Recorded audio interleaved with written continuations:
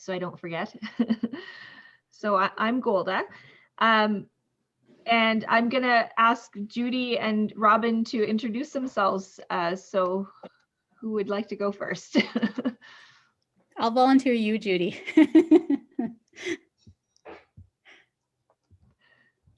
Oh, Judy's muted. Judy's muted. Uh-oh.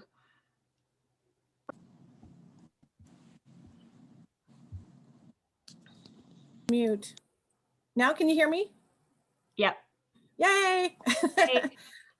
Okay, thanks a lot, Robin. Going first. With my last name, Arnall, I always go first, so I'm used to it.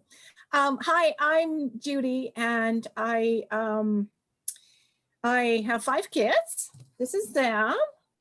Ta-da! And we kind of fell into unschooling probably about our 2nd year of homeschooling, when my kids stopped listening to me and stopped doing the work. And I never ever told my husband until 10 years later, because he would never agree. But I figure I do the research, I put the time in, I'm doing it. And he was off traveling in other countries, so that's it.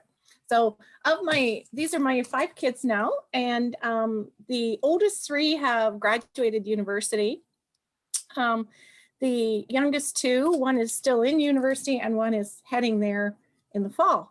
And so I'm really, my passion in unschooling is STEM careers, because 3 of my kids went into STEM. I have, so if you have any questions about STEM, I also wrote the book Unschooling to University, which I am happy to announce is going into its 2nd print run in March.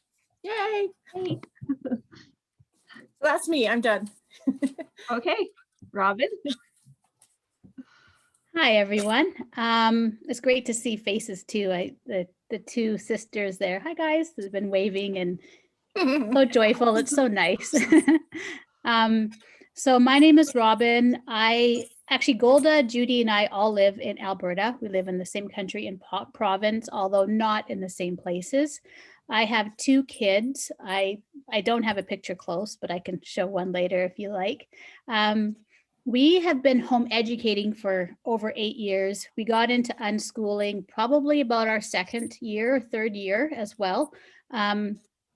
Really, we started unschooling. I didn't know what unschooling was when we started. I just thought, I actually started looking up and looking online, because I thought, is anyone else in the world kind of doing the same thing that we're doing? And am I going down the wrong path and doing this?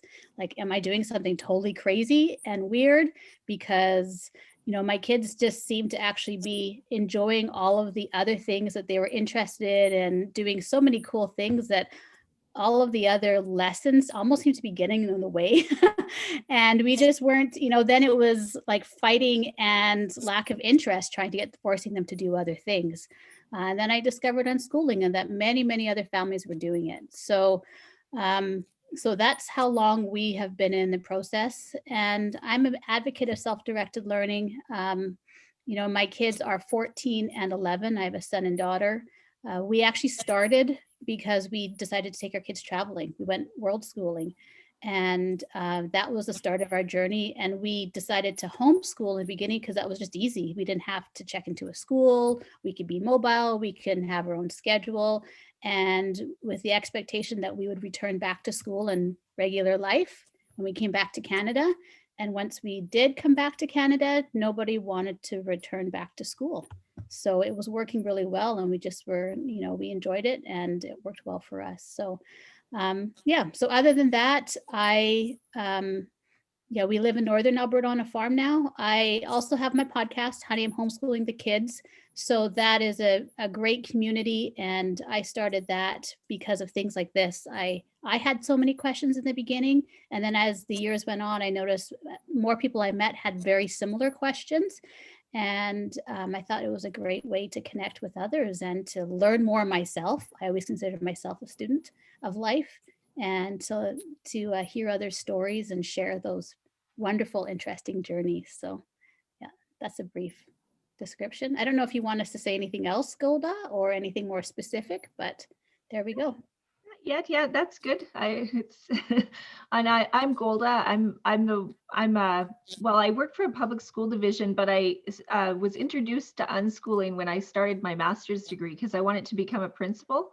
So that's kind of ironic, I guess. I had been a teacher for years, and I realized as I was doing my master's degree that actually there was quite a lot of alternative methods to educating a child that might be superior to the ones that we were using in schools. And so I did a lot of my research and a lot of my papers about against standardized testing and for advocating for different ways to educate children. And I think, and so I now unschool my own child. He's 12 years old, and he's been homeschooling since the middle of grade 3 when I took him out of school a few years ago. So that's my little story. I did eventually complete my master's degree and become a principal briefly. And I had a hard time with that actually, because I thought I'd become a principal and I would change the system from the inside. And that's very difficult to do as a principal because you're basically managing a school and there's a lot of things that go with that. So I feel that the job that I have now as a facilitator, which is to help parents homeschool their child, like to give advice, to help them write education plans and things like that. I think that actually lends itself more to helping change the education system than what I was doing before. So that's my little story about what I do and who I am. And I guess today, because we weren't sure how many people were coming, we kind of had this plan about how we were going to proceed because how we're going to do this today is we're going to answer some of the questions that were sent through social media to us, and then we're going to use the chat box and you can raise your hand. And I know that's very schooly and it's weird to have this school thing inside an unschooling thing. I don't know, but I don't know how to manage a lot of people without those rules. So just so you know, that's kind of how we're going to do it. So if you have any questions, please don't hesitate to ask. You can use the chat box, or there's a little raise hand icon that you can use too. And I think Robin's going to be watching those while I watch and admit people and we answer questions. The first question I would like to ask Judy and Robin is, what does unschooling mean to you?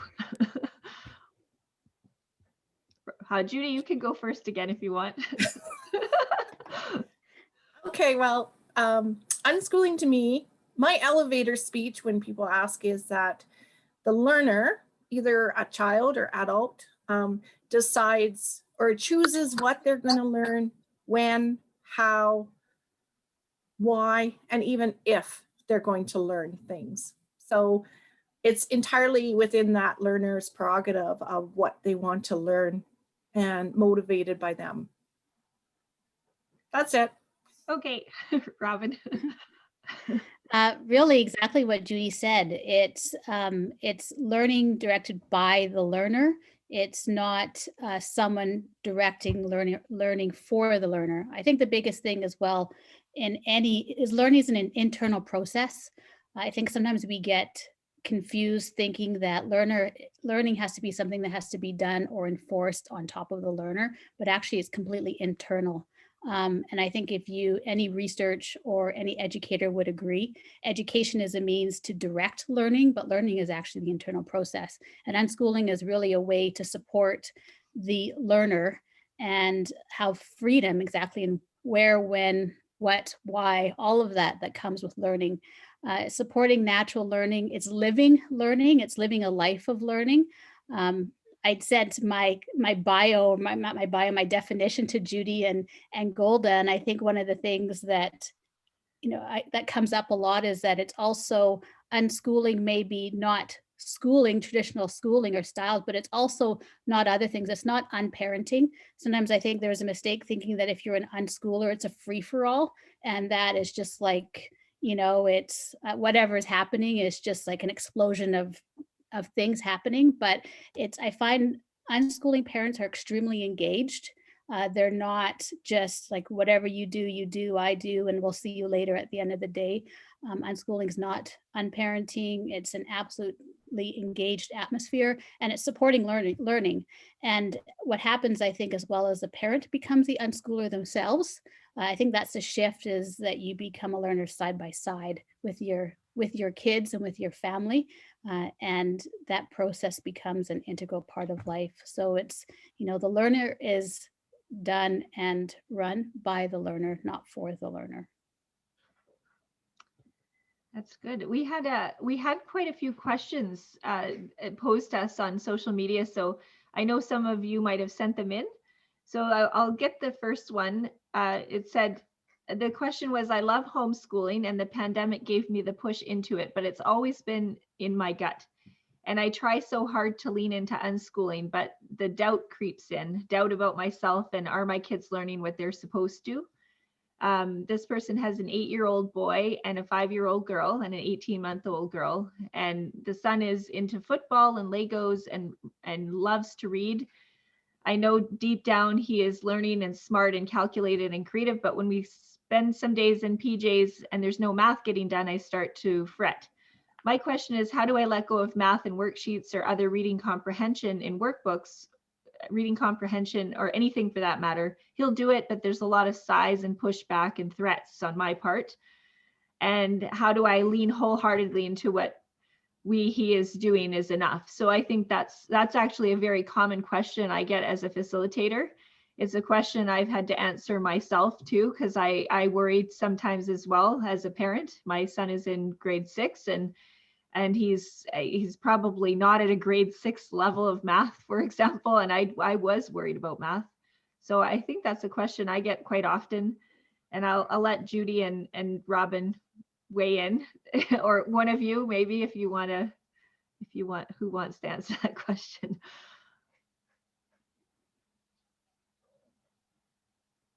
Oh, okay. Judy, your mic. Okay. I think she's muted herself. I'll go first this time. And I think that's a really common question. And so really it's, how do I lean in and how do I let go of the worry of falling behind, whether it's in math or reading? I think what happens sometimes is that we forget that our environment and our life is a really huge support of all of those, concepts or subjects or whatever you want to call them of learning. So many of what even like if you look at a curriculum and how maybe it's broken down by outcomes, learner outcomes and things like that, many times what it will say for a grade level is something that we inherently do in our everyday life. So many times it's about taking, can your child take a story and tell about it and relate to it? And I think we do that so much. Maybe if we read out loud with our kids, if we're watching a movie, and then after we talk about it, who did you love? Yeah, I like this character because it reminded me of so-and-so, or it made me feel really good because, that I wish the ending of the story ended this way instead. Those are all things that even in school, when they're looking for outcomes, that they want kids to have a grasp and understanding of. And they can really get that in those everyday interactions that we do in conversation. It doesn't have to look like a worksheet or a textbook. And I think what the difference is that when you have worksheets or textbooks, it becomes abstract and it separates you from the real actual understanding of learning and application, which again is what learning is. It's that internal process. So if you're living it and doing it and really relating to it, then you're really learning. But if you're abstractly, you have that separation and you're just doing it because you're told, but you don't really understand it, or you have no connection, maybe you might have it for the day or for the week, but later on, it's not necessarily going to stick and stay.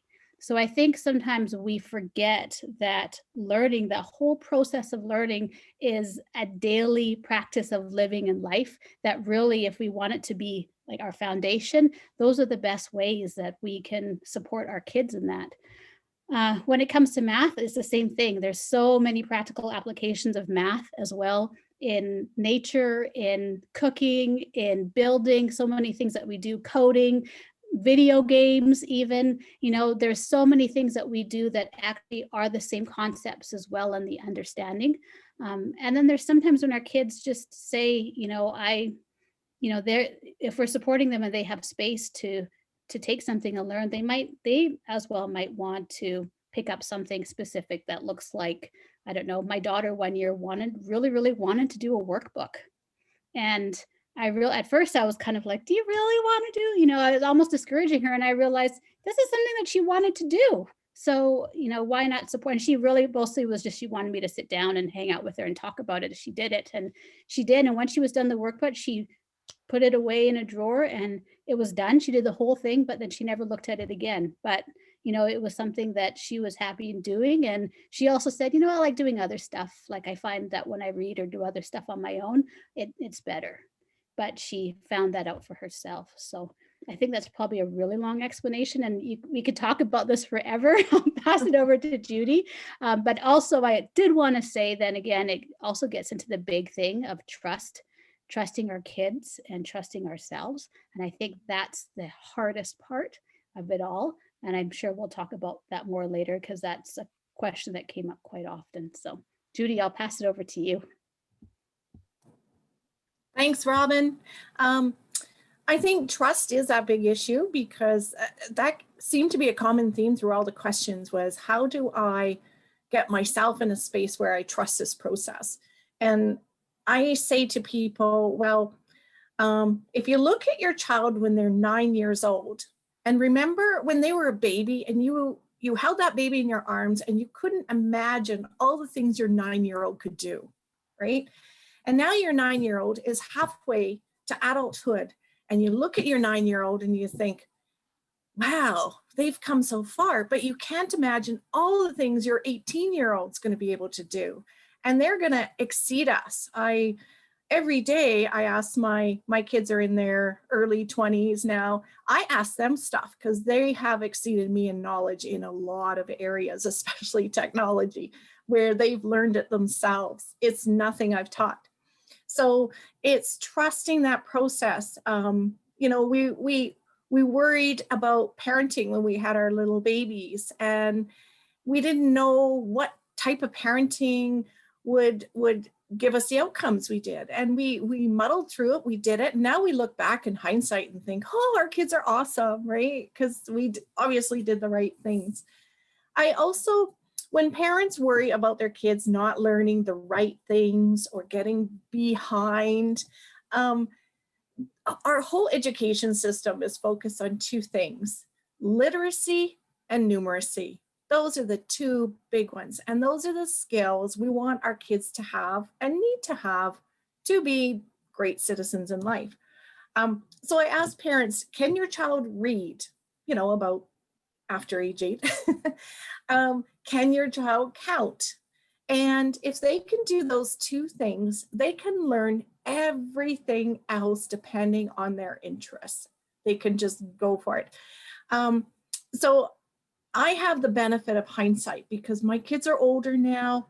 I can look back and see I can say with confidence, every child's going to learn from kindergarten to grade 8 math through play. Absolutely through play. Or as Robin said, through a lot of life activities, because math is just about solving problems in daily life. So through cooking, baking, video games, they learn pretty well everything. So when my kids took their first math class in grade 8, they were totally familiar with all the concepts. They knew about decimals, they knew about fractions, they knew about common factors. Maybe they didn't know the terminology of that, but they knew the concept because they lived it. And then they could easily transfer all that knowledge to learning how to do it on paper. That was their first experience of, how do I add fractions on paper? How do I divide decimals? And then they learned it in a year and they were fine with that. They skipped grade 9 math and then went on to high school math. So trust the process, I think. And in order to trust that process, really observe what your kids are learning. If you need to, write it down and come back to it on days that you don't trust the process, because it's amazing what our kids continue to learn. Over to you, Goda. I would echo a lot of what they said already. I think as a high school teacher, I got asked a lot. Maybe you did this when you were in high school. I got asked, why do we have to learn this? I was a history major, by the way, a history teacher. And I actually didn't have an answer for that. I mean, did some word magic and talked about brains and how they develop by learning different things. But the answer to that question is because somebody decided that they had to learn it. And it might not be relevant to that particular kid or that particular person. And that's one of the flaws in our school system, is that we teach everybody the exact same thing and it might not be relevant. And they have to just do it anyway and muddle through it, especially in Alberta, where social studies is a grade 12 requirement for graduation. It's just, so I guess I've started to deeply question what we teach in schools and why. And a lot of the reasons why we teach things are nobody seems to know the answer to that question. I do know from my master's degree, though, that lobby groups often have an influence on how curriculum is developed. So that's kind of disturbing.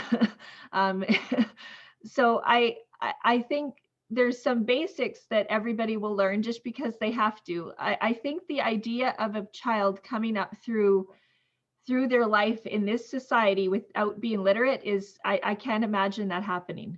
I think kids are going to learn to read because they have to, because our society is so text-based. So that's important.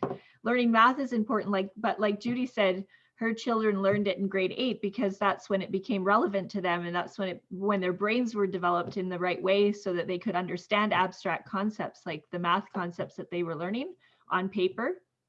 And so, but it boils down to trust. It boils down to you having to trust that your children are going to learn what they need, and that's hard. And you just have to continually, like Judy said, write down what they have learned, keep listening to the podcast and reading the books and reaffirming what you think that unschooling might fit your family better. That's what it comes down to, and it's hard. So it's a hard thing to do. We know. I know for sure, because I had the same question about math when I started. I'm starting to trust more. Actually, one of the best things about my job is that I get to see the results of this over time. So I have families that have unschooled and I can see that their children are doing really well. And so I have the benefit of seeing many people succeeding at this way of schooling their children. And I see kids that are completely engaged both in life and in learning. And I think that's one of the great things about my job, is that I get to see the results of this almost every day. And so I know it works because I've seen it, but you guys don't have that. So you'll have to take my word for it, I guess. Golda, can I add one thing as well? Yeah. I also know a lot of people who went through the entire school system and still can't read, and still have trouble with it. My husband, Xander, was a ghostwriter, and many times he wrote books for people who had a book deal. A publisher had said, we want to publish your book, we want you to write this book, but they were actually just unable to write themselves because they did not have the writing capabilities, and they had been all the way through school. And I still want to say that they were still successful people who were entrepreneurs that ran $1 million businesses, that had various businesses. I know one friend who my husband wrote for, well, he, other than owning businesses, he was also a Red Seal chef. And really his reading and writing level is probably still below grade 5 level, maybe even below grade 4 level. I know he, a lot of, open honesty. He said one of his biggest struggles was reading his little girls a bedtime story at night because he could barely get through it himself. So, I think we still have to remember that it's not just because you follow a specific course, it's not always going to guarantee, if you go to school and have these workbooks and worksheets and follow all of this every single year, it's not going to guarantee that outcome for every student either. So just one thing to keep in mind. Although I know it's definitely, it's promoted in that way. So Golda and I work together as well. So we do get a chance to really get to understand the inner workings of the education system as well. So Yeah, I tell parents quite often, just because you teach something doesn't mean that someone learned it. That's just the way it is. Like they can complete a worksheet. That doesn't mean they understood any of what they were supposed to be learning, because learning, like Robin said, is an internal process, and it's not one of the biggest things in Teachers College when they are teaching new teachers how to teach is, how do you know somebody learned something? How do you know? Like you can have them fill out a worksheet or do a test, but how do you know that they learned it? And the answer is you don't. You can't know until you see them putting it into practice. And that's not what happens in schools, and that's not what happens with worksheets. They're learning something on a piece of paper, but they're not necessarily learning it in a way that's going to benefit their life. So if that helps you let go of worksheets, then I hope. I have another question though. We have quite a few, so I'm going to move on to the next one. Is that okay? Does anybody have anything to add? I think Judy had something to add. Oh, but okay. also, Yeah. if everyone, I'm also watching the chat box. So if you want more specific, if you want us to elaborate on something specific, or you do want to comment or ask us to explore anything more, please let us know. Don't feel that you can't say anything. It's actually, we also want it to be an open conversation, and you could chat in the chat box, or if we don't see you, raise your hand. I'll be watching that too, or just gesture wildly if you need to, and we'll get to you as well. I just wanted to add, we used to think that learning was opening up the brain, pouring in all the content, sewing it up. And the more you teach things, the more concepts you teach, the more content sits in there. And now we know that's not how learning takes place. Over the last 20 years, our knowledge about brain development is that learning happens all the time. So these are brain cells. Aren't they cute? And these are dendrites, and these are axons. And learning, the science of learning is that the axons send out neurotransmitters to the nearby dendrites, and they connect, they form pathways. And so you have to use it to not lose it. That's what we know, is that the old content model, it would leak out because it's not being used. So we now know with brains, it has to constantly be reinforced. So my son in grade 10 math just learned factoring trinomials. He passed the exam. He's never going to use that again. It's going to lose that pathway. But that's how learning takes place, is that, and these neurons connect whether kids are playing video games or whether they're doing math worksheets. It's the same process. And that's the whole goal of education, is, yeah, to teach some content, but that comes more in the teen years where kids, their long-term memory sticks. Anyone seen that Disney movie Inside Out? Okay. When the girl, when she reached the teen years and she got that whole new brain circuit board installed, that's where most of the learning is going to stick in long-term memory if it's used continually. Learning before that is just stimulating neurons. It's not a whole lot of content retainment. So, and think to yourself, how many of you remember what you learned in grade 6 science? How many of you remember that? I don't remember much of my elementary years at all. I remember high school, but I don't remember before that. So it's understanding that how the brain works. Thanks, Golda. Yeah, thanks. Okay, there's another question. It says, this was directed to Robin, I think, because she said she's been listening to your podcast since October, and she took the leap and has been unschooling her kids. I'm still so new at this and feeling shaky, but your podcast gives so much insight and faith. That's how I feel about Robin's podcast too, by the way. I was wondering if I could ask you a question about little screens and tweens. I don't want to take, so I guess it's one of the things that she's feeling the most concern about when it comes to a free-flowing day, like tweens and screens. We get asked this a lot. So who wants to go first?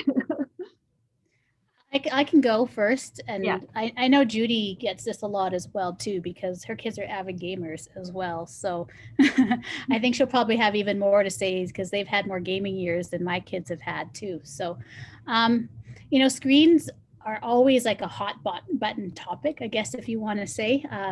I think it's actually really interesting that, if you watch research and stuff, you see how times or limits have recently been adjusted lately.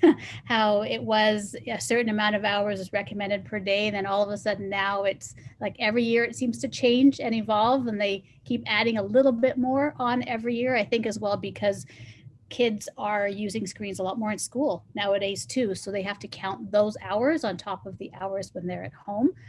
So I see that the research and hour numbers are always changing and evolving.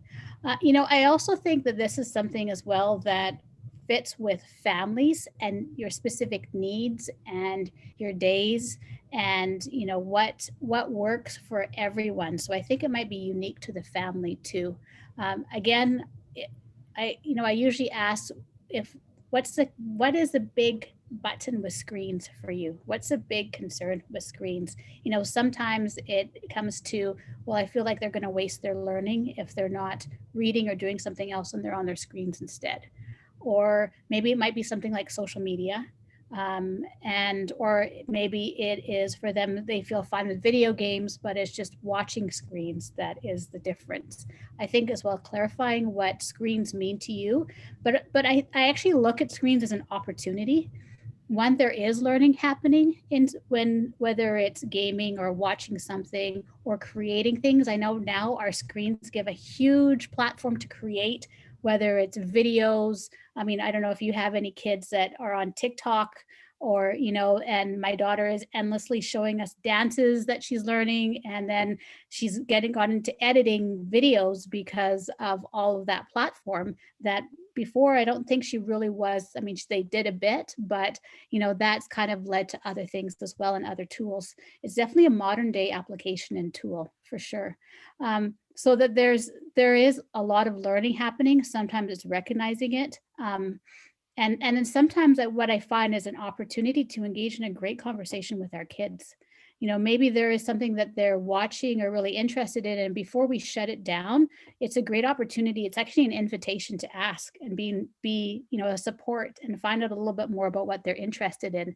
Because I know one of the questions sometimes is how do we support our kids' interests and how do we know what they're interested in? And sometimes it's like, hang out while they're watching something or doing something on their screens or playing something, and you'll find out pretty quickly.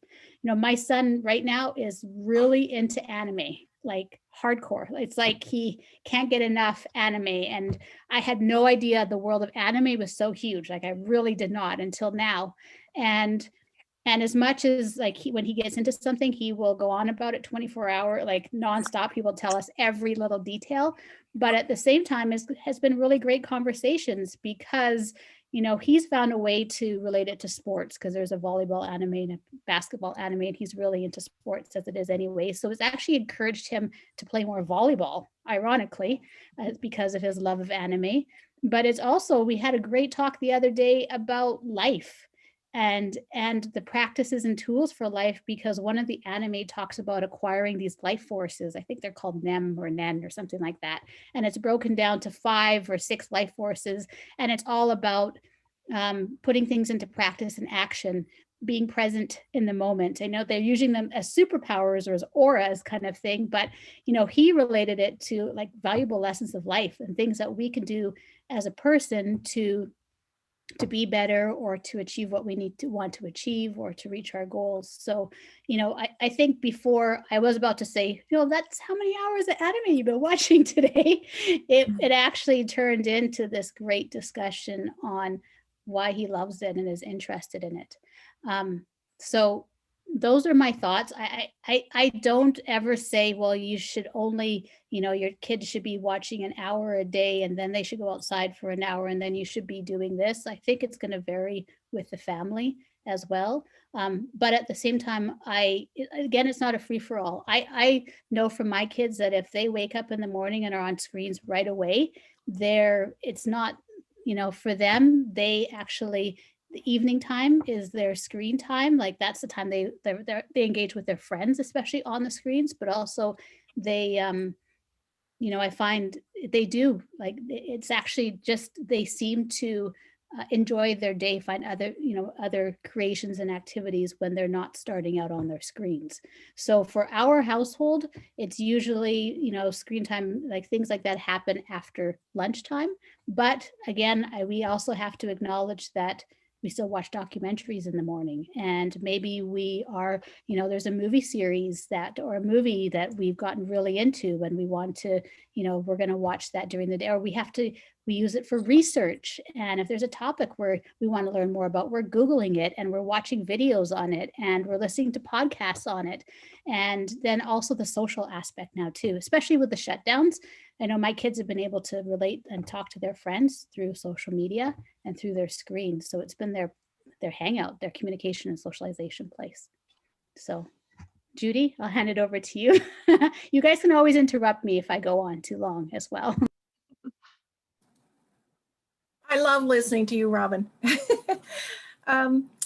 So I have anecdotal stories to tell about my 5 gamers. Yes, they are all girls and boys are very much gamers. But I loved what you had to say. I used to teach for Alberta Health Services during that time of screen time recommendations and how they loosen them. And I just want to show you, Golda, can we bring up that slide of the brain and let's just talk about the research? I am going to have to. Or do you want me to show it? I have it too, if you want to, if I can screen share. Yeah, I'm just trying to figure out how to do that. Sorry, I was, when you asked that, I was like, I don't know how to do this. Do you know how to do this, Judy? Is it asking you if I can share the screen? Nope. If you go to the very bottom, Golda, and it says share screen, that middle beside participants, chat, share screen, and then record, you see the very bottom button? Yeah. And if you click on that, it should allow you to share the screen. You should be able to choose Judy and allow screen sharing for her.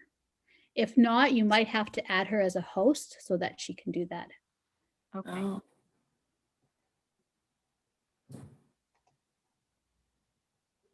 Okay. So I think while Golda's doing this, I talk to so many families and they're all across the board in unschooling. Some really, really do stop the screens, and some are, we call them limiters and unlimiters. So, and it's a continuum. There are families where all screen time is awesome, social media, gaming, you name it. And I think the great thing about now is that there is such a creative component to it. Before we used to, when I grew up, we used to watch TV 6 hours a day and talk about passiveness, where now my kids are creating, and if they're not creating, they are consuming, but they're learning things through what they consume.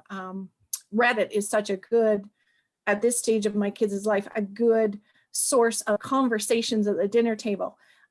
We've always had a rule in our family: you come to dinner, whether you're hungry or not, you come to visit, and it's tech free. So every family has their own little rules. Once my kids became teenagers, it was very hard to enforce those rules because they stay up longer than me.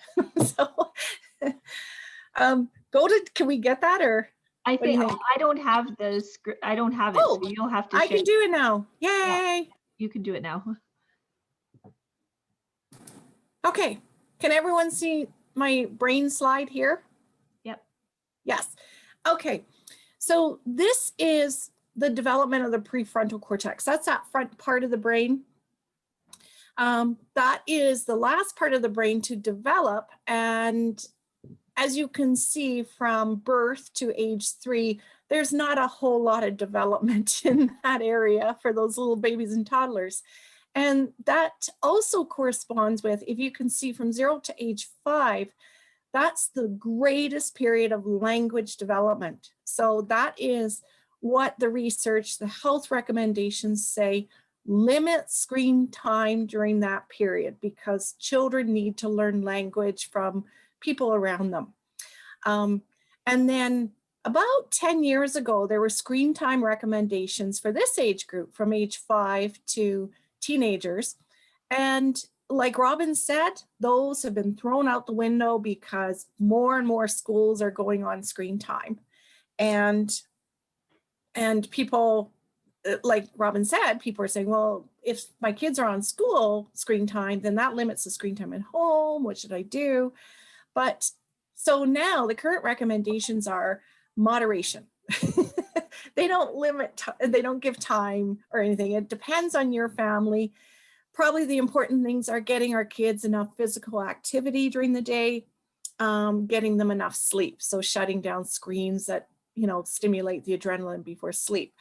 And also keeping up those conversations. But really, there is no real harm in screen time above that, other than there are some research studies coming out that show that social media may have a factor in teenage mental health. And there's a whole bunch of reasons for that.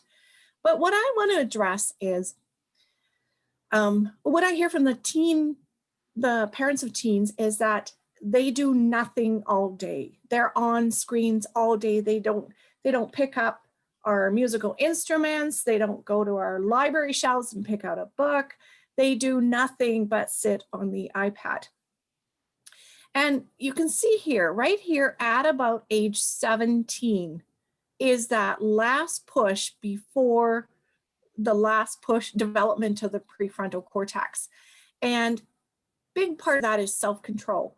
So you will notice through those late teen years, teenagers start thinking about their place in the world and they think, what do I want to do with my life? What do I want to do for work? And they start getting a whole lot of self-control where they put gaming and they put screen time on hold in order to do other things. And they could be more academic things. So this is development in almost every child in the world. Doesn't matter which country or culture, the brain develops that way. So in the teen years, this prefrontal cortex starts getting more self-control, more ability to make decisions, to plan, to map out a future. So it comes no matter how much screen time they sit on in those school age years. Does that kind of make sense to people? Yeah? Yep. Okay. Great. I will stop this. Ta-da! That was easy. Thanks, Judy. Yeah, it was. Thanks for helping with the tech thing. I learned as a teacher that when a child's prefrontal cortex is developing at the most because they start arguing with adults more. That's exactly what happens, just so you know. That's when they can start thinking in the abstract and they start talking about abstract concepts, and that's when they start developing more self-control and things like that too. I'd like to say too, though, I have a son who cannot have unlimited screen time because he really gets grumpy and has a hard time managing his emotions. So I've had to trust that I know that he can't have unlimited screen time, that I recognize that there's an issue if I let him. And so I've put not a time limit, but I've tried to get him to recognize when he's having too much screen time, because I want him to be able to recognize it, not just me telling him. But that's one of the ways I've dealt with that issue, because he cannot handle doing screen time all day, because he just gets he's very hard to live with when he's like that. So I wanted to say that too, that there's sometimes you do run into situations, or you have a child that has to have limits. Like Robin said, her kids can't have screen time in the morning. I found the same thing, that it was almost like an addiction for him. If I let him have it too early in the morning, and then he couldn't think in that way that you need to think if you're going to explore and be brave and try new things. So because that was kind of his safety net, is the iPad, like where he wants to just zone out. There's nothing wrong with zoning out, but it can be too much sometimes, like we all know if we've faced addictions. I think somebody mentioned that in one of the comments, actually. So. Hey, I just want to add too. So my 18-year-old right now, he gets up, gets a cup of coffee, and goes on and games for 4 hours in the morning. Right? So he finds that gaming stimulates his adrenaline and gets his brain working. So we've worked out a routine for him. If he does that, and then he goes and has lunch, has a shower, and then he comes down and does his math homework. So yeah, every parent finds out what works for each child, and they're all different. So you know best for your kids. Yeah, I agree as well. And I think, and I also think we should probably, if we can, talk about social media, because I see that's come up in the chats as well too. And I don't know about, first I actually wanted to say as well before that, but and I agree wholeheartedly with Judy and what Golda's saying. I think many times it's also the trial and error. Sometimes try things you'll know as well, and keep that open discussion with your kids. You might need to adjust. It's not this is working and this is going to be the way for the next 5 years. You actually might need to adjust constantly. You might need to adjust it again in 3 months. It might be next year, especially as Judy showed, their developmental stages and growth changes. It absolutely changes in that aspect too. Daily life changes in that aspect. I found that wholeheartedly with my kids as they're going through those stages. We have to readjust and reevaluate and find what best supports them and what help they need or what they don't need. So yeah, it coincides really well. And I think it's very different for each family and child. And social media, I think that's also, it could be its separate thing as well. I have a daughter, and I find actually my son is not really engaged in social media, but my daughter is more interested in social media. And it's something that we actually do have those conversations of, this is what this is what our concerns are. We do have parental controls on content that would be inappropriate for an 11-year-old girl. We do have that on our end as well, but we also have conversations with our daughter and son about, this is what to watch out for. This is, these are what's happening right now. They know someone who actually so they have a real life example of someone who shared something, a young person who shared something that she thought would be private to somebody else, and they shared it within the community, and it was very explicit. So, that, and it's like, no shame, but let's talk about where, how we get there, what we can do, and how we can support this person, but also, how we can do things going forward as well, and what you can do as a young person and individual too. So I think that is really important as well. But, and then, things like if we're going to be talking about like sexuality and, especially when it comes to some of the things on YouTube or TikTok or some of the things that they follow as well, that's an important conversation to have for sure. But it's also keeping the door open. And I know there's some things, like Judy said, our kids teach us. There's many things going on in social that I have no idea about, and I only know because my kids have told me, or their friends have told me as well, like secret accounts. And there's a special name for them as well too. I wouldn't have known anything about that kids actually have more than one account, and that they know how to keep hidden and how to be public, if it wasn't for my daughter and her friends giving me the lowdown on it. So again, it's a conversation, but it is something to be open and aware of. Yeah, there was quite a few questions about that in our question list too, specifically about YouTube and how people can get lost in. We can all get lost in TikTok, by the way. I don't know if you've watched it, but it's really hard to stop because it's really interesting and it's short enough to keep your attention. So I think we all probably struggle with that sometimes, but I hope those questions were answered about social media. I suppose social media is a great big subject because there's safety involved. And I used to be a principal, so I do know that a lot of young people make that mistake about sharing content that they should not, and then often there's lots of people involved in the repercussions from that, and that's a tough thing. But I think it's just a matter of having those conversations with your kids right from when they're young, and making them aware of maybe not the dangers when they're really young, but making them aware that there are issues with social media and that everything that you post is always there. I mean, we all always talk about that, but kids don't necessarily hear you until it happens to them. Yeah.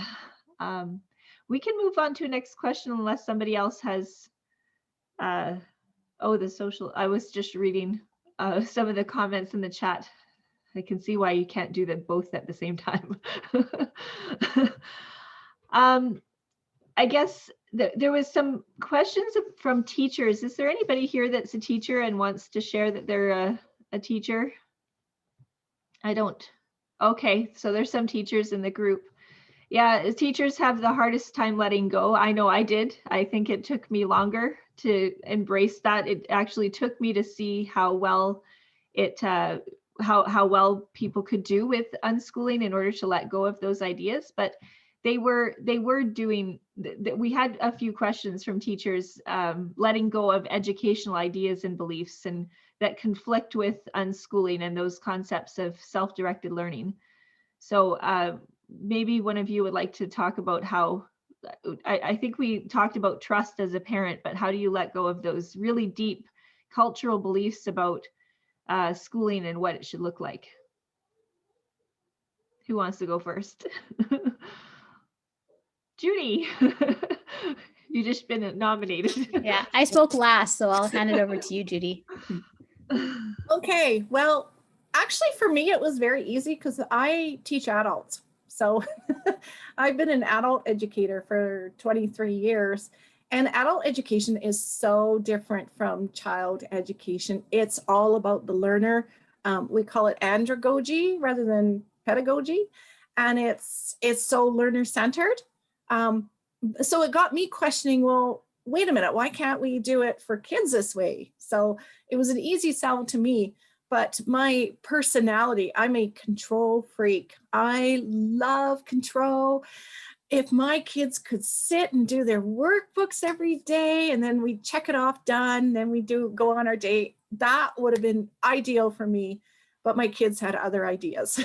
So what I found easy to let go was to redirect my control freakishness into my work. So I would spend my days coming up with a presentation, figuring out learning activities for my adult and letting my kids play video games. So, so that really helped for me to let go.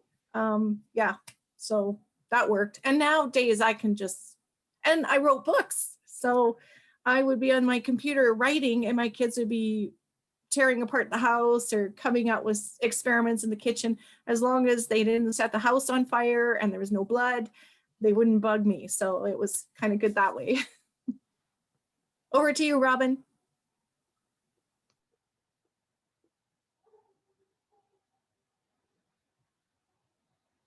You have nothing?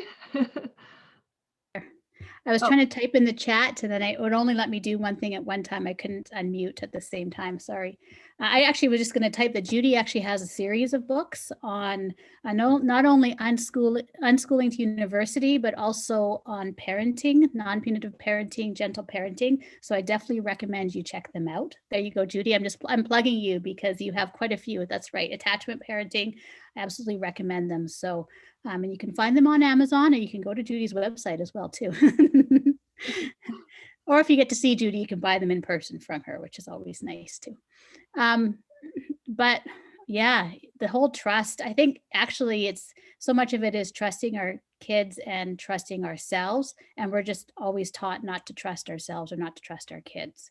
And I think, one thing I hear quite often is that, especially with, in high school, is that high schoolers, if you don't direct them, they will be wasting time or they won't know what to do, or, that idea. It's interesting because at the same time, though, I find that most educators believe in self-directed learning. It's not like teachers are like, no, kids should not, actually it's the opposite. I find that they want to support creativity and exploration and curiosity, and they would love schools and classrooms to really have engaged learners and support everyone. And it's not, I think sometimes teachers think the opposite, but it's not true. They really do support self-directed learning. Unfortunately, the institution of school does not support it. Even if those inside would love it, the institution just, to function efficiently when you have a mass quantity, a large institution, a lot of people, it becomes about standardizing things. So it gets really difficult to do that unless somehow you're able to work your way to create your classroom very independently. But then again, your classroom is just one part of the entire cog as well. So, it gets hard to do that. And then, it many times becomes when measurements and standardization to make sure that you can take and show that you're doing the right thing or doing the good job, because it's just easier to measure or to show it that way. It gets a little bit hard when you have 30 kids or 30 people and they want to explore their interests and passions, but you have a time, a schedule, a curriculum, things you have to check off and complete. So, it's one of those things that it's, you believe in it. So how are you going to help support it and facilitate it is the question, because really there's not a lot of avenues in the institution to do so. And I'm not trying to be like criticize. I work within public education as well. But it's just the nature of how things have become over time now. As the world has grown and we've expanded and become globally more connected, it becomes less about learning within the institution and more about, the measurements and controls. I've heard the reference of we got to make sure the kids fit into the box, because that's how you have your outcomes at the end of the 12 years, at the end of the year, that division has to be checked off, and that's how you're measured. And a lot of those outcomes are, I will use our province as an example. Kids, how well is your school put kids into post-secondary within a certain amount of within 6 years? Their graduation and dropout rate, how many classes, their diploma excellence, how many achieved excellence on their diplomas. It doesn't talk about, have they given back to the world in some way? Have they created something for their community? Are they healthy and well and surviving? And, have they, putting back into, those other measurements are not there. So it's a whole shift in thinking, absolutely, going forward that way. Now I'm like, did I go off onto another tangent, or did I actually answer that question that you were asking? It's a hard question to answer. I've been a teacher for a long time too, so I understand. When I first heard of unschooling, I thought it was a little bit, I don't know, I'm from BC, and so I understand the whole hippie movement, but that's how it seemed to me at first. I wasn't against it exactly. I was always one of those teachers that were trying new things. I believed in project-based learning, and even though I was in places where that wasn't really acceptable, I did it anyway and had kids succeed in different ways. I tried a new assessment model where the kids got to choose what they handed in to me. I had no input whatsoever. They just handed in whatever to show me that they learned, and they didn't like that very much. Actually, I think the question was, why are you doing this to us? So I kind of embraced some of those ideas already, and I think some teachers do.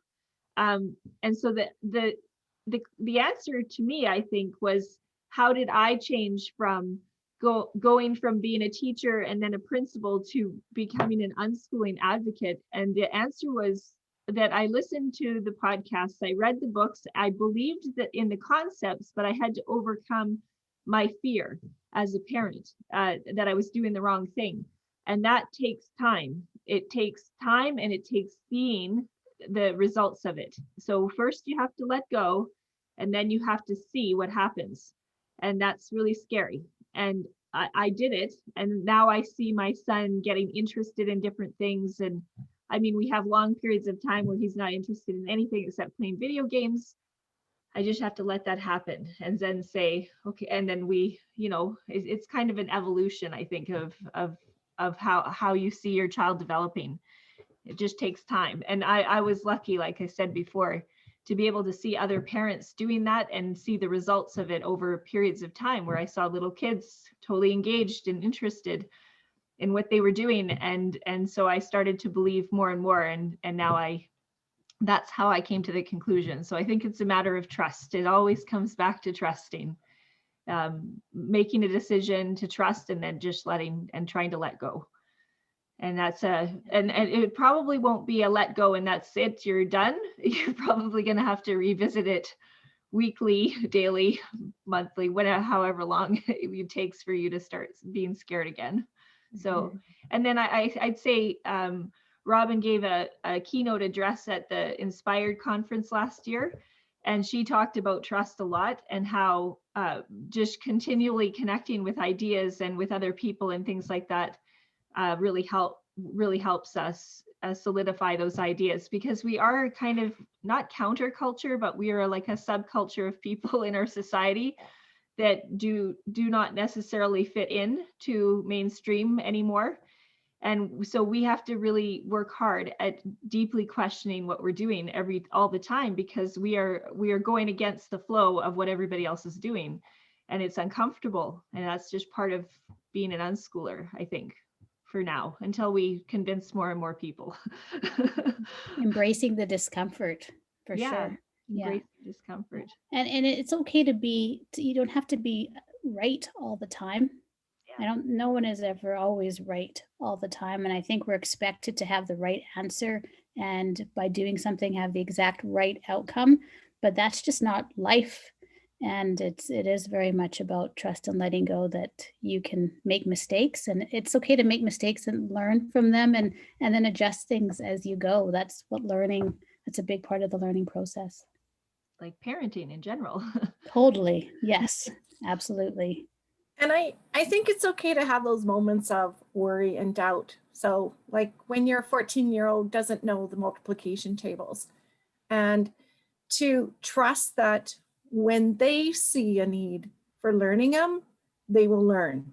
Absolutely. And they learn really fast because they're motivated to see when kids want to learn something, they will go for it, and they will put a lot of energy and effort into it, and they reap the rewards of that too. Yeah. Absolutely. I have another question that's so I have there's some that are the same. I'm skipping some because I realized we're not going to get to all of them in an hour and a half because they're very similar to the other ones. But so just so you know, if I missed your question, I thought it had been answered already in some way. And if you want to ask it again, we are planning to do this more than once. So if you does everybody, how do you feel about that? Is this helpful, useful? Does anyone want to comment? Nope. Nobody wants to. Oh, there is comments in the chat, and actually thank you everyone for engaging in the chat too. So this is great. It's been great. It's been helpful. Yes, it's so helpful. Yeah. Okay, good. And going back, Judy said the question, are they happy, is a big key part of it as well. So thanks. So many great things to think about, great answers and insight. Golda and Judy had put links to some good social media sites as well that are in the chat. So you can go to that too. Okay. The next question I'm going to ask is about socialization. I think we get asked this in society quite a lot. How do you socialize your kids, especially right now? I think that's a big question now because it's really hard to be social right now. So how would you guys answer that? Because my son is mostly on his new VR Quest thing, connecting with new friends in this online virtual reality game. He's made new friends on Population 1 where they're going around shooting people. I don't know what's going on down there. I hear him yelling right now, so that's what he's doing right now. My kids, like right now, I think it's difficult for a lot of kids and people.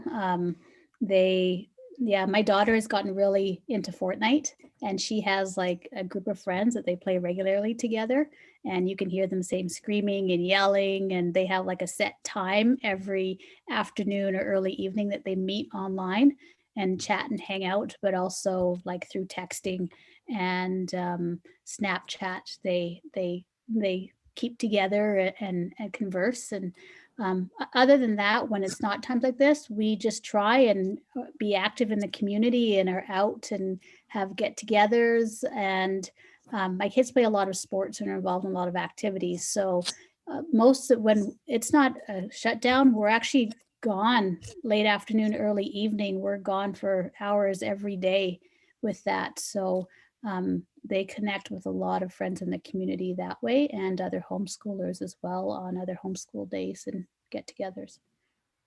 And family is the other big thing. We have a lot of time to spend with grandmas and grandpas or in others that in our other places as well too, which is really cool. So aunts and uncles and extended family. My kids are older, so my youngest is 18, and he and his brother play games whenever the brother gets up. But yeah, they have online D&D groups. They're playing some game now called Rock'em something, and yeah, they're screaming away. But what I like about socialization is that the siblings, the 5 kids, remain close, and one's working up north in northern Alberta, one's working in Germany for a video game company. Yay, it pays off. And even with different time zones, they all get together. The sweet spot is about 11 a.m. in the morning. They get together and they play the same game. So they get to talk through Discord. That's the hardest part, I think, right now is for families of young children. I feel really sad for you. It's definitely a challenge right now, is how to get them with other kids, for sure. Yeah, it's been hard. It's not going to be like this forever. We are looking hopefully at the light at the end of the tunnel right now. And the answer to the question usually is we do have events. Usually, we in our board we try to get out and have one at least once a week. So we had board game days and video game days, and we had phys ed like at a local gym or whatever. There was a whole bunch of things going on. So we do have lots of ideas, and there's usually a homeschool community where you live, and then there's other homeschoolers, and then you don't feel like quite like the subculture or counterculture that you can start to feel like when you go to the grocery store in the middle of the day with your kids and everyone looks funny at you. I hate that. If I could just read the chat, sorry, Golda, that Okay. Socialization has been definitely hard with younger children. And Tamara said, my 2 middle boys have been DL this year and they play Fortnite with friends all evening. I have pulled my 6-year-old out now, completed a homeschool, and I'm excited to meet with other community members when allowed. Yeah, absolutely. And Brandy said, I agree, when it's cold out, 1,000 hours outside is a great motivation. That's a good one. Yes, I've heard of that one too. And that is to encourage to get outside for sure. So yeah. I think, that is a question that comes up for early homeschoolers, is how are they going to meet anyone or socialize? But now there are so many opportunities. Especially if you're in a metro area, usually the homeschooling communities are a lot larger. I live in a very remote rural area. So for example, Golda and I are about an hour away from each other, but it's considered close. So we live it's remote and rural like that, but there's still enough of a homeschooling community, especially through social media, that we can, get together and plan meets. We just expect to drive in order to socialize, to see others. So we add that into our day, that maybe we might have an hour drive in the morning and in the evening when we return, or have people over as well, and share our spaces as a community space as well too. One thing I wanted to add too is what I've noticed is that kids tend to have friends for that life stage. So my kids had homeschooling friends which for the most part, they don't see anymore. Then they had friends through university, and for the most part, they don't see anymore. And now they have friends through their work, right? So each life stage has different friends. So it's good to find, when we had little kids, we would meet up all the time at the science centers, or, you know, you get your little group going, or at gym, indoor gyms, things like that, right? And then as the kids become more teenagers, around age 12, 13, they become very particular on who they want to hang out with. So they start picking their own friends, and they're not friends that you might pick out. So then the teens would meet up at a food court for lunch, or they meet up at a movie theater, things like that, right? So, and all those things are not available right now. So online seems to be it. Yeah. We have another question. Some of it's been answered already, like how did unschooling look different with COVID? I think we've answered that a little bit, because we've not been able to socialize as much and get out as much, and things are closed. Like there's no gymnastics right now in Alberta, for example, or there's no parkour, I don't think. The swimming pools are closed. There's no movie theaters. There's nothing to do outside the home. And actually, we're not allowed to go outside the home and socialize right now in Alberta. And I'm sure that's the same in British Columbia and different areas in our various countries. So I guess what we're missing is that ability to socialize. But the second part of the question is something that I found was an interesting question. We have actually, Robin and I have discussed this before. So it was talking about how one of the things that they're missing from their neighborhood school experience is access to kids and families different than us, like socioeconomic status, race, religion. I worry that homeschooling is largely for privileged white folks in our community, and it will be surrounded by people who look and think like us, creating an unreal picture of the world. And how have you connected with diverse people and groups? That was one of the questions. And I thought that was interesting, because I have been talking from the beginning of my new part of my career as a facilitator about how difficult it can be for specifically in our province for Aboriginal people, because they have different worries than middle class non-Aboriginal peoples, in that they do have to be actually very concerned sometimes about social services taking their children away or threatening to. And so there are some real concerns with different socioeconomic groups and different peoples in our communities. And I just wanted to address that part, because when we have a homeschool group, we have to recognize that people have different concerns. They have different things to be worried about. They actually have to worry that someone might call social services if they're unschooling, because they're not teaching their kids anything. So one of my jobs as a facilitator, in my opinion, is to prevent those people from being targeted by people in their communities for doing something which is kind of counter to our mainstream culture. I guess I'm white middle class though, so maybe I shouldn't be answering this question. I don't know.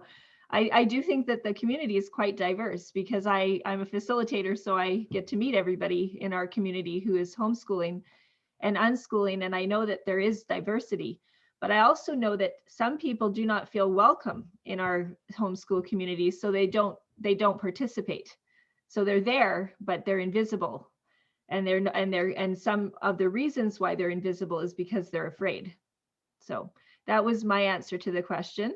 I think we have to work harder as homeschool communities to make everyone feel welcome, and make sure that they feel like they would be included and a welcome member of our homeschool communities, and make sure that they know that they would be supported even if they're different, because they are there, even though it might seem like they're not. But I'll let somebody else answer that question too, because it's not just me out there. Robin, did you want to go first? Sure. I was just trying to unmute. I think you nailed it, Golda. I mean, I can speak personally to diversity, because I'm obviously not a white woman, as if you could see me on my video. So one of my closest friends is also an unschooler, and she is a Black woman. And her husband, they're actually not even from Canada. They live in Canada now, and they are from, she's from Nigeria, and her husband is from Uganda, and they unschool their 2 kids. So, and I have many other friends that are, I have a very diverse array of people of color, of beliefs, of religions, of atheists, you name it. I could count in my homeschooling and unschooling community, and I think actually that's great. That's interesting. But I don't know. Now I guess this is the thing: is it because as well that we for our family we actively look out for people to be in our community like that? Is that's what we are actively looking for? Maybe for me it is, because I understand what it is to be a minority, a visible minority in that way. So I try and make an effort to make sure that my family is building a foundation of diversity within our community and friendship circle. Possibly, absolutely. I think that's also something that individually for each person to practice. Even if you're going to school, I think Golda, I told you before that when my kids first started, they went to school. I actually worked in an independent school, and my kids went to the same school, and it was an extremely diverse school. And the irony, though, is that the public school that was in the same neighborhood was there, and it was a very well thought of public school, but it was not diverse at all. And the school that my kids went to, people from all over the city, because we lived in Edmonton at the time, traveled just to go to that school. So, it's, and so I think part of it as well is in our life learning, it's also, if that is something that is also, an importance and priority as well, that is something to build into your life learning. And, where we live even now, it is not a huge diverse population, but still there is diversity out there. And I think I see the unschooling and homeschooling community growing in it as well now. I think the internet has also changed things, access, being able to communicate with more people and reach out to more people, that has certainly helped, and to spread the ideas and foundations of it too.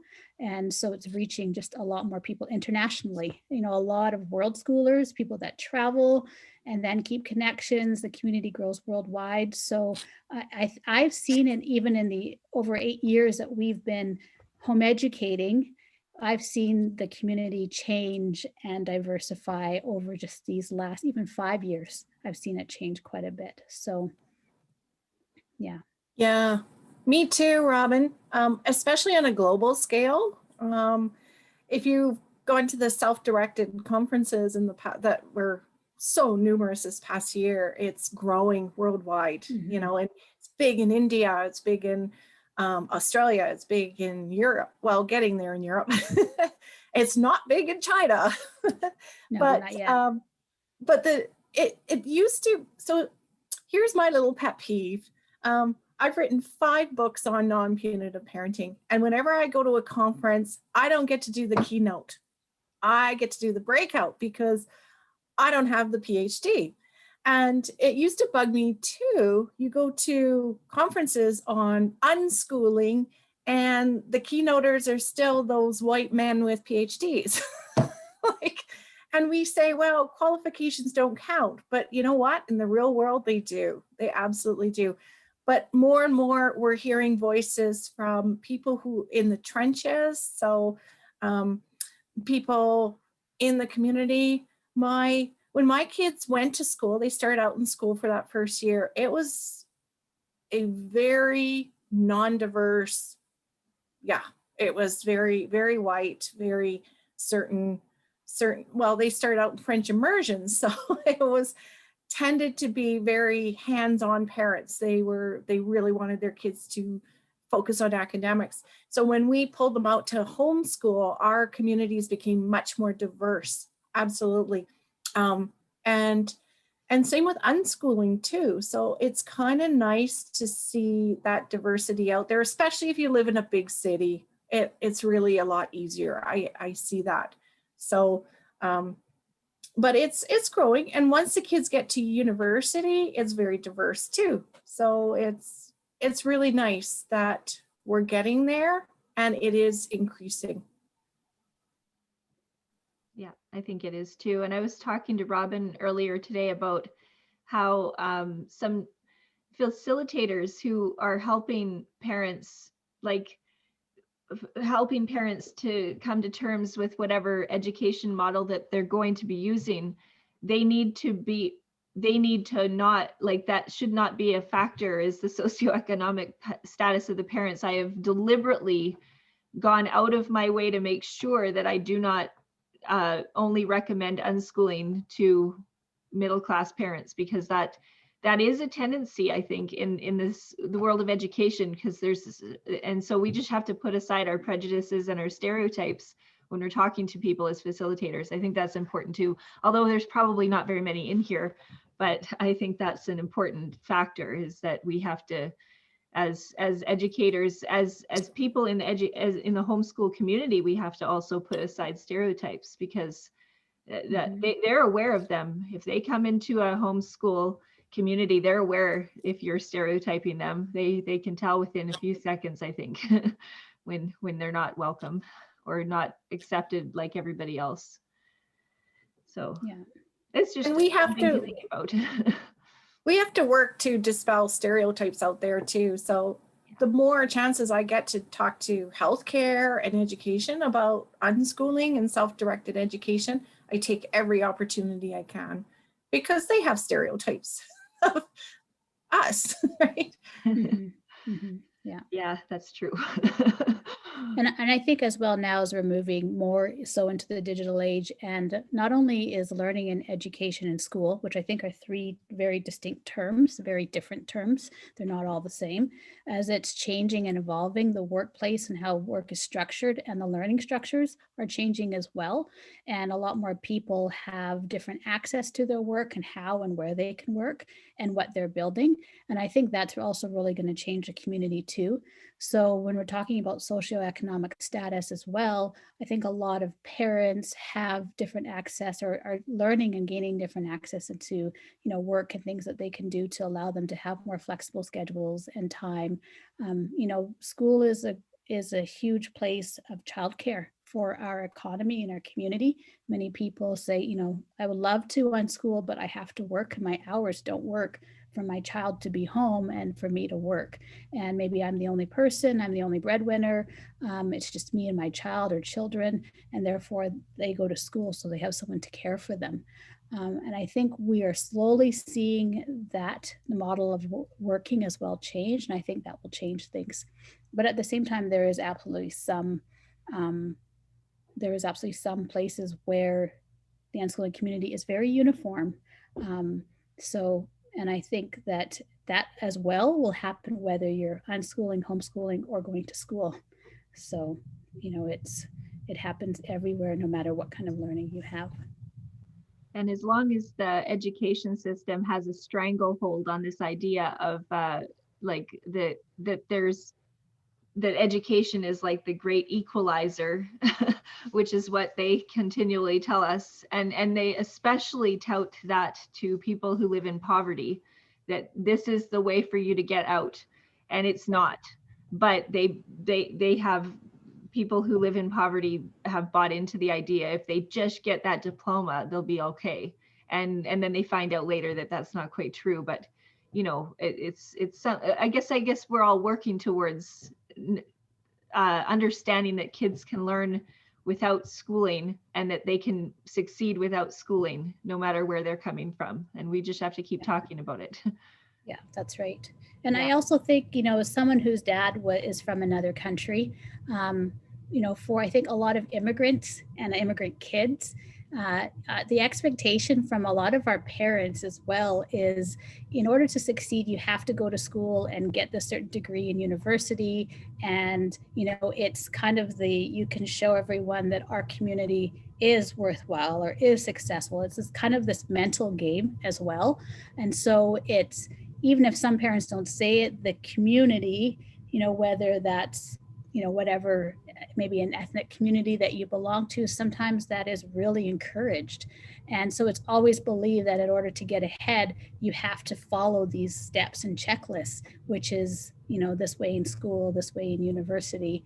And that's also changing now too. And I think that, you know, it goes along again with that trust, ironically, right? And trusting yourself and worth as well, and how that lines up, that, you know, the validation of your internal process and strengthening that, as opposed to looking external for your validation of who you are, who your community is, and what they're worth as well. And I think that's really changing with unschooling and self-directed learning. I think people then are taking more ownership and feeling more powerful because they're really owning that as well. And I see that changing in many diverse communities too. I know personally, in, like, my dad's from Jamaica and he's very old school, and it's like, you know, you need to study, get good grades. You only got 90%, where's the other 10% kind of thing? Or, you know, there was like, you know, you're going to university, there's no question of like, maybe I might not go. It's like, yes, you're going. There's no maybe in there, and that, you know, there's a very strong expectation. So, but another topic that is a huge discussion as well. Yeah. I have one more question. We're going over our hour and a half that we said we would limit it. Thank you everyone for staying on and being engaged. It's fantastic. So I'll have one more question, and then we'll open it up to see if anybody wants to participate in the conversation. And this last question is about trust. You know, she's worried that she's to develop confidence, and while pursuing her interests, she's worried that she doesn't have the skills to support their children, and she's also getting some pushback because her children are resistant to trying anything new. How do you help overcome those fears to engage fully with what unschooling has to offer? That's the next question. So it's about how not just like there's a fear that you don't have the right skills, and then also children that are scared to try something new. I can tell you one thing though, before either one, I did research on this during my master's degree on the parents' education and how that impacted their child's education when they were homeschooling. And the research indicates that there's absolutely no correlation between a parent's education and skill level and a child's success in homeschooling or schooling in general. It has nothing to do with that. So they've actually done research on that, saying if a parent doesn't even have a high school diploma, how did that impact the child? Or if they had a university diploma, or they were a teacher or certified teacher or whatever, did that impact the child's success? And the answer is no, it does not. It has nothing to do with that. So I can answer that part of the question. I'll let you guys answer the other parts. What about Judy? Because Robin just talked.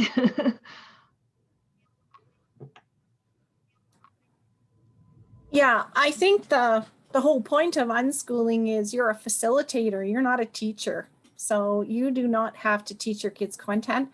All you do is, when they're younger, is help them find what they need, what they're looking for. For example, my son was very interested in engines and welding, and I have no interest in that whatsoever. I'm not going to learn.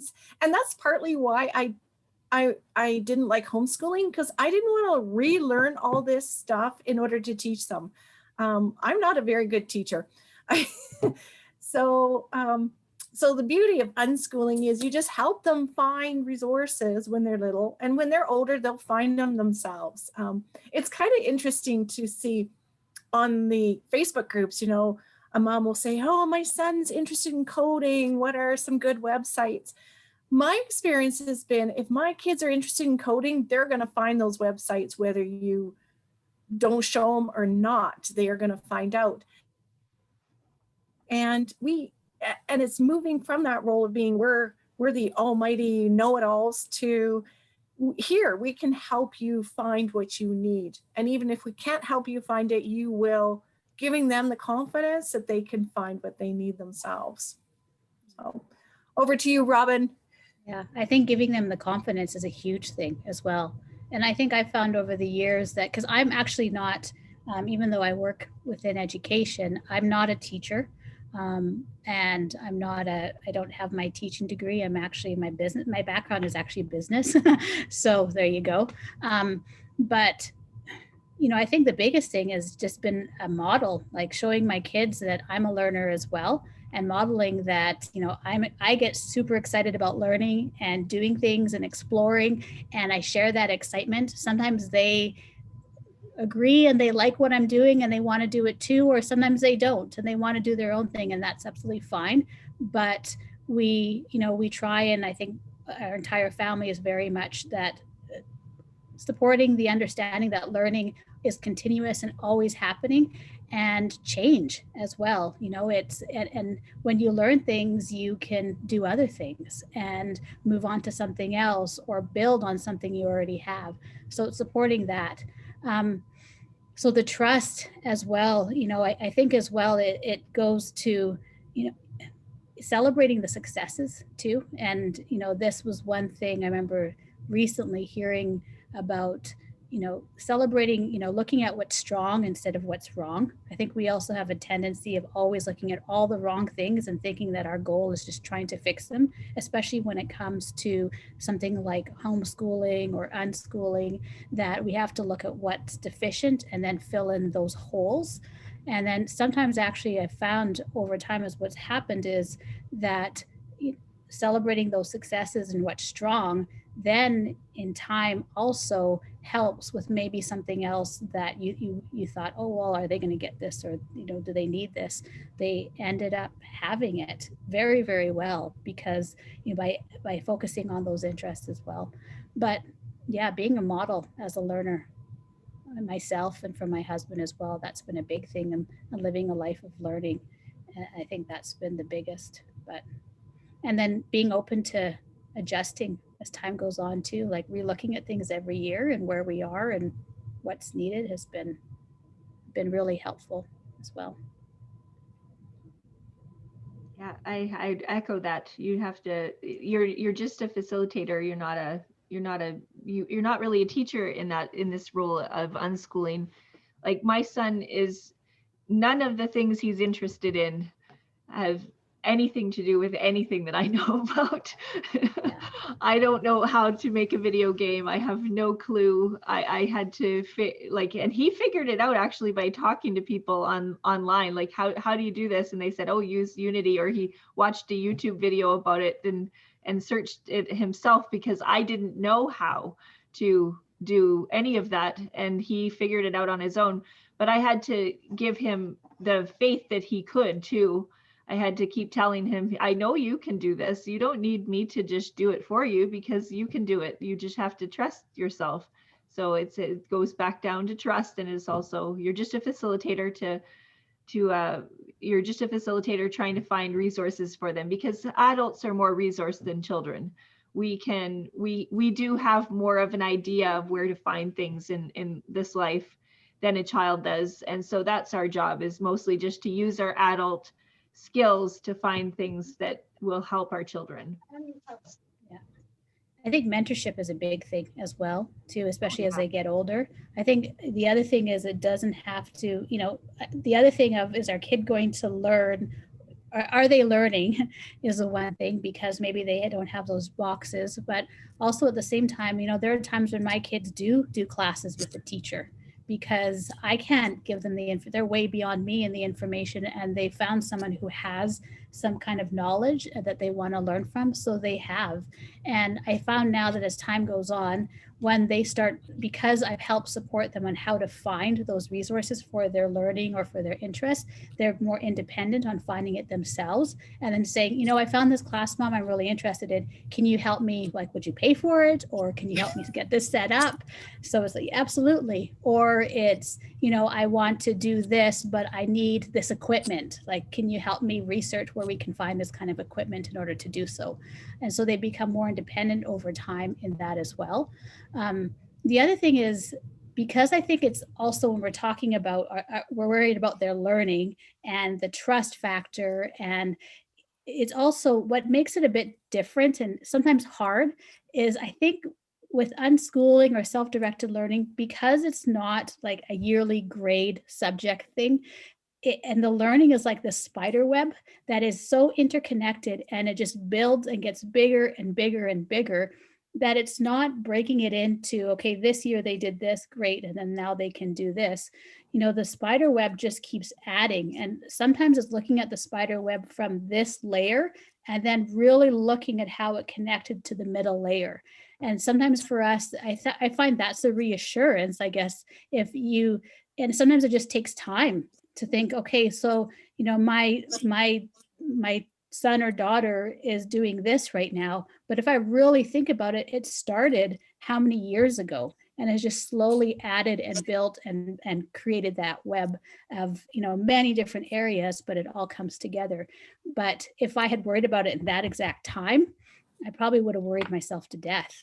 And now, because, having that patience as well, it's hard because we want the results right now and they don't happen immediately. Sometimes it's allowing them to have that time to build on it.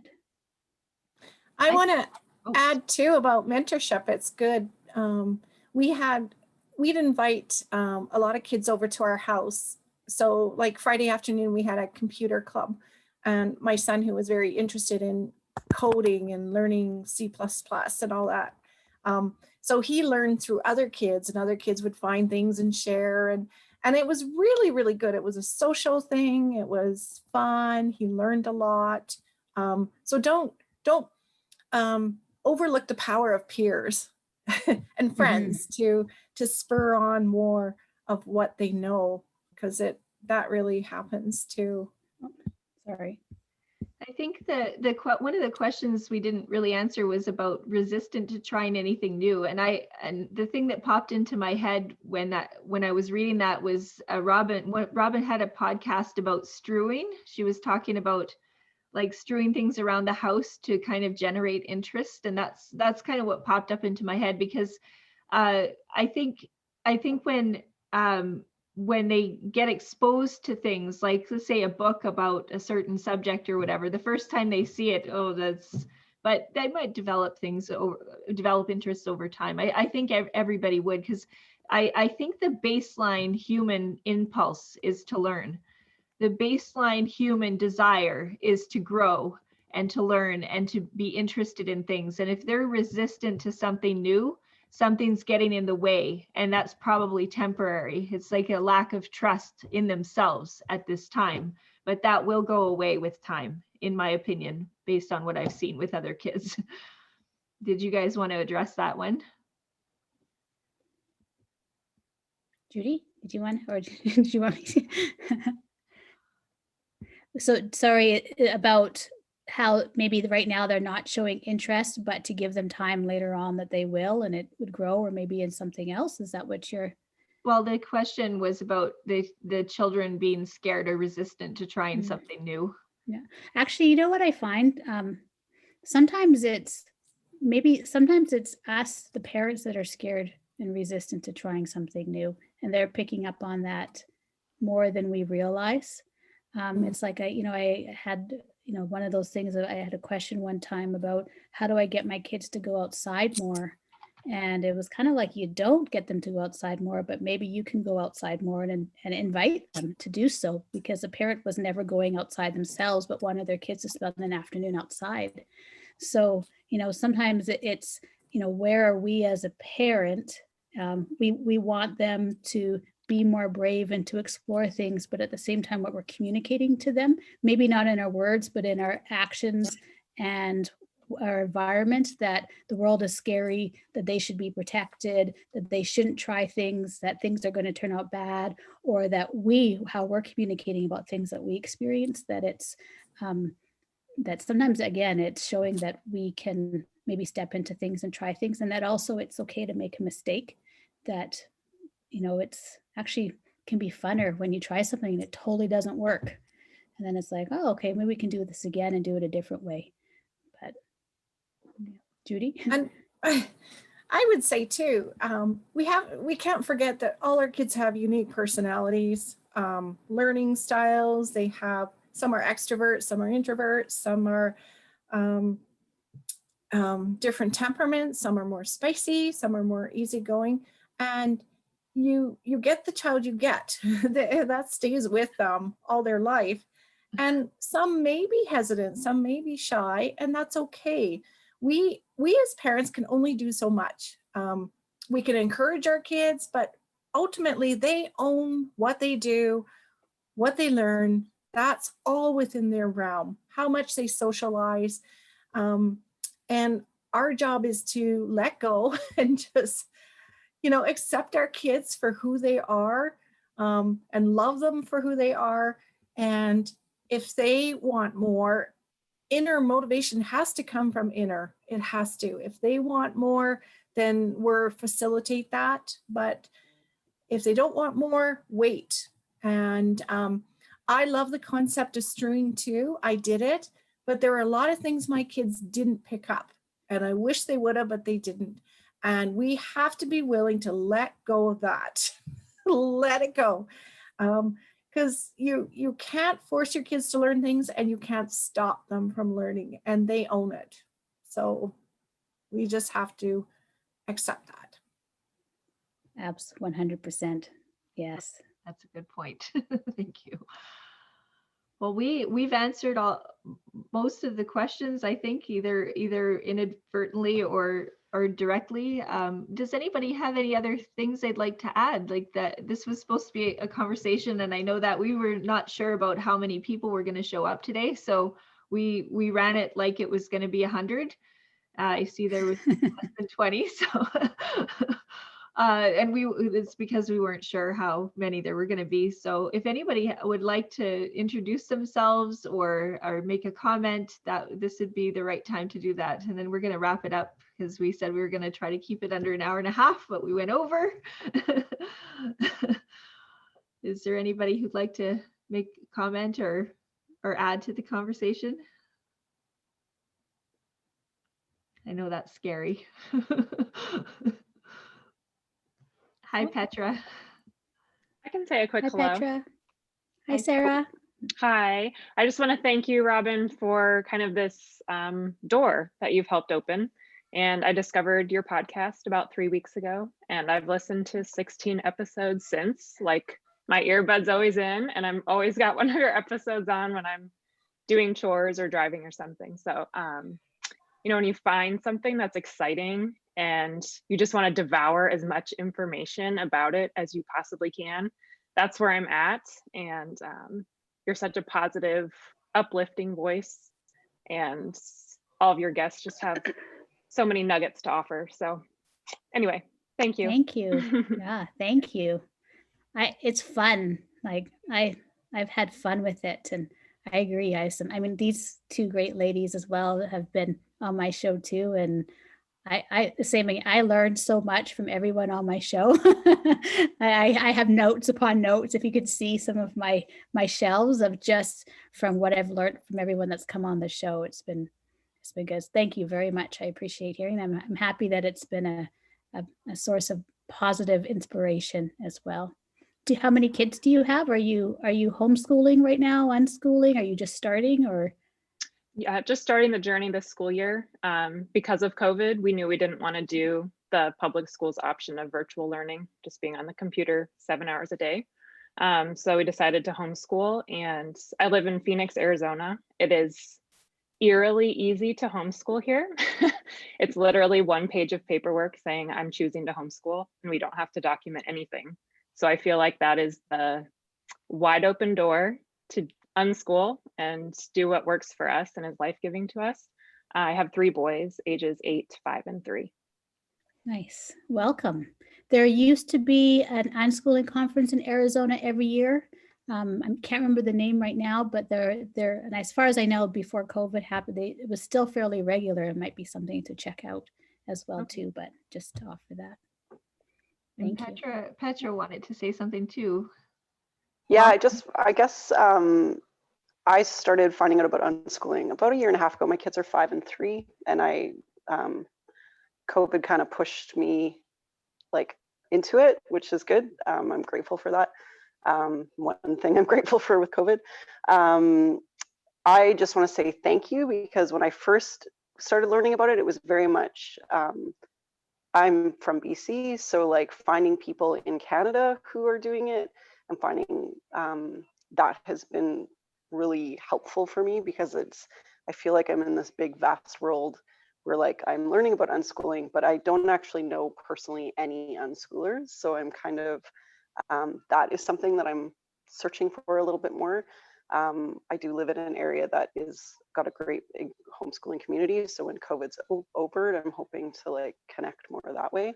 But yeah, Judy, I'm reading your book right now and I absolutely love it.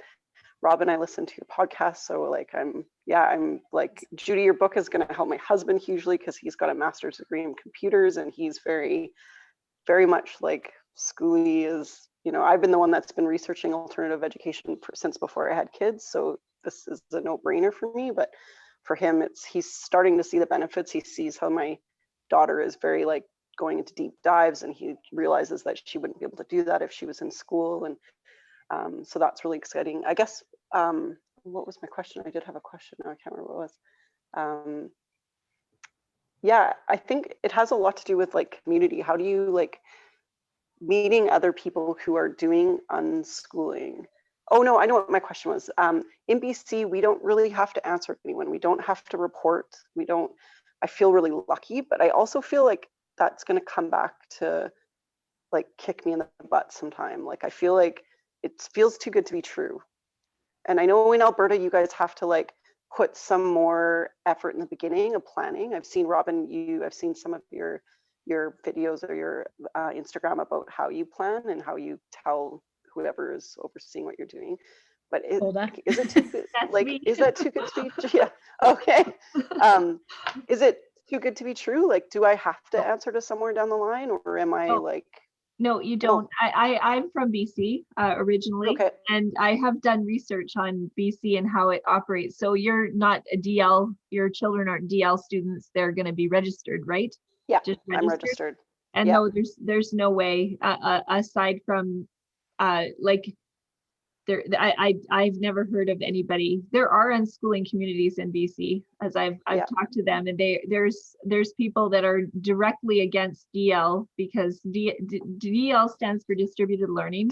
Those people not in BC, and it's basically following the BC curriculum, and you have a teacher, but the teacher is very easy about how you meet the curriculum outcomes. So it's very different than Alberta. But if you're doing the registered option, there's just one line in the School Act that tells you what you have to teach your child, and it's basically to be a good citizen in our country, and that's it. Like that's the mandated rule about what you have to teach your child. So, I mean, I think they just trust the parents in BC more than they trust them in Alberta, basically. Well, we have an NDP government, so it's like that's true. Yeah. Yeah. NDP government in Alberta was actually less trusting of parents in Alberta, though. So they were going to roll back our rights in Alberta for homeschooling. So that's actually not necessarily a guarantee of freedom. Right. Right. I guess that's my fear, is like I worry that at some point our government's going to change, and they're going to be like, you have to tell us what's been going on. So yeah, I guess that's my. I don't think there's. You might want to talk to other people in BC, but I've never heard of anybody who's had that issue. Where in BC are you, Petra? I'm in the Comox Valley, so I'm in Courtenay, so on the island, and I know that we just moved here, so I don't know anyone. We moved during the pandemic, so it's really isolated, but I do know that there is a big homeschooling community here, so I look forward to that when things open up again. But yeah, like there's a very active Facebook group and stuff like that, so I know it's there, but yeah, there is. I know my one friend who just moved to BC, she's not on the island, but she said she was looking for more unschoolers. She found more DLs but she was Yes. looking to expand her unschooling base, and it was a bit harder. I know like Nelson has a lot of unschoolers. Yes. And Yes. some like Teresa Wiedrick would be a good contact. I think she was the BC Homeschool Association president for a while. And I Okay, can give you yeah. her content. She would probably I know where to follow- direct you. Yeah, I follow her on Instagram as well. Perfect. So Yeah. I can Even contact her. message her directly and tell her I told her to get a hold of you, and the questions you have, she'll be able to direct you in the right place. But I know like the regulations have been in place for a very long time in BC. So I think they would probably have a lot of pushback and advocacy if they did all Yeah, of I a sudden think try so to too. change them. But you know, I think we also forget that the documentation process, hey bud, is, you know, sometimes it's things like you know, how our regulations are in Alberta. I create our home ed plan. It's still pretty general and open, and it's fluid, so it doesn't have to stay the same. So what I create in September, for example, and give to Golda might be completely different. Our year might look different in June, kind of thing. And so that's really open, and that's fantastic, and especially for homeschooling and unschooling, because it shows that it's not just, again, these boxes to check, that it's completely fluid learning. Now I just forgot what I was just going to tell you. I got distracted. He's so cute. Hey. Little eye poking up over your shoulder. Yeah. Hi. But maybe that's enough. But yeah, I was going to actually say the documentation. Sometimes we forget that it's like keeping a journal just for our own sake, but then that is it. It's taking pictures. I have like a private Facebook page that I originally started. I haven't been keeping up with it a lot, Homeschool Adventures, but I originally started because I have family that lives in so many different parts of the world. And along with just my documentation process to show with the board I was registered at that time, I also my family wanted to know what we were doing. And so that's still considered part of showing your learning kind of thing. There's so many different ways and avenues. And then the things our kids create, and, stories they write, videos they make, that all is, music that they play. That's all part of learning too. So. Mm-hmm. Judy, I think Judy has something to say. Was it I know Quebec is not very flexible. Somebody wrote that in the chat box. And it is a concerning thing that there's some provinces that are rolling back rights, but Quebec does have a history of rolling back rights too, in other areas, not just in homeschooling. So but I can see why people would be concerned. And Robin's right. You could have a journal. You could use a calendar and write down once a week what they've done, just so if there is ever documentation that you need, you have kind of a record so you can remember what they've done with their days. I found that helpful. I used to do photographs. So for my facilitator visit, I do a big rush to Costco to get the photographs developed and put into albums. And then they'd come and they'd maybe look at 5 of them. They didn't want to see the whole albums, and I can't blame them.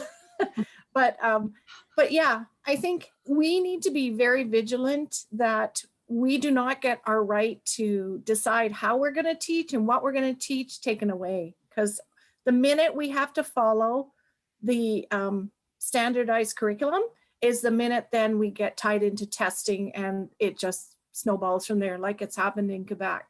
So we have to hold on to that ability to teach what we want.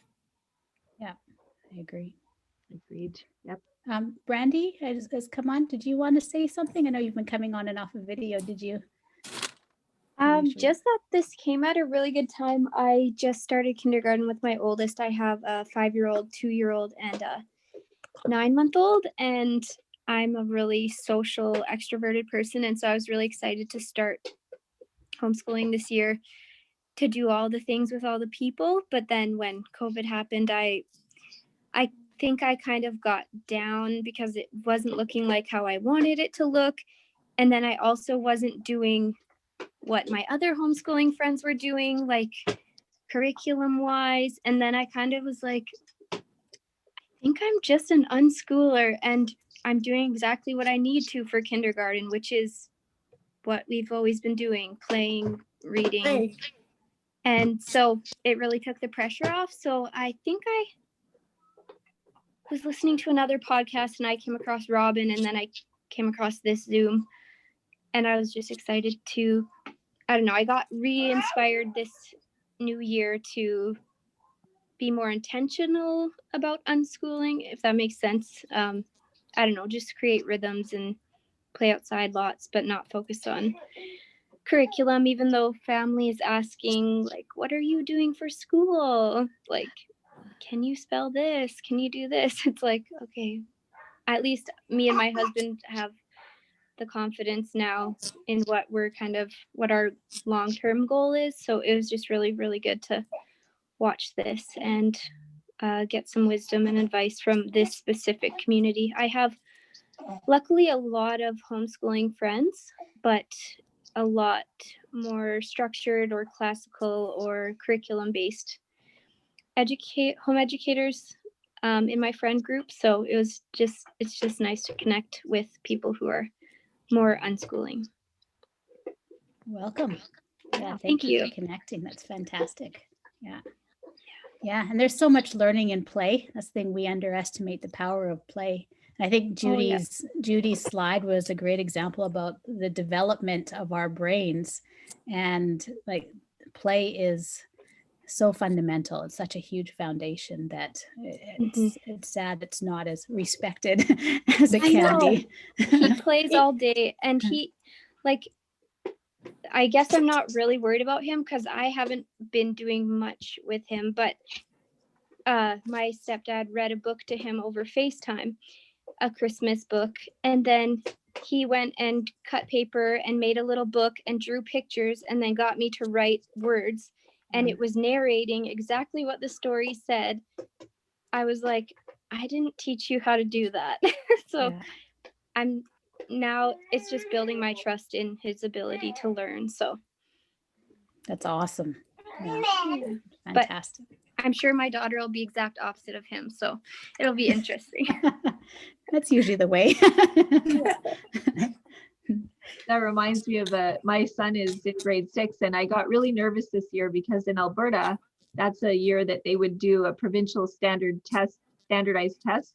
And so I got very nervous actually about literacy. And so I bought him this book that a teacher would use in a classroom, like how literacy, like reading comprehension and all of that stuff. And he picked it up, and after 2 years of unschooling, he did just fine on that grade 6 thing. He's never been taught how to do it. We've never done grade 4, grade 5, anything like that. And he just picked it up and he was fine. And I was like, oh, so it has nothing to do with direct instruction. It has to do with developmental stages. That's one of the things that convinced me, especially this year when I got so nervous, because I go through those things too, those moments when I'm scared. But that was one of those moments when I went, oh, that it is developmental. It has nothing to do with years of direct instruction, because he has had none. So, and those questions in the grocery store drive me crazy. What is 5 times 3? Like, do you do that to kids in school? You don't. What if a kid in school didn't know it? Would you like condemn the whole school system? We've all had cashiers that can't add. Come on. Well, I would have been the one in school that wouldn't. I would have been the kid that went to school that wouldn't be able to answer that. Yeah.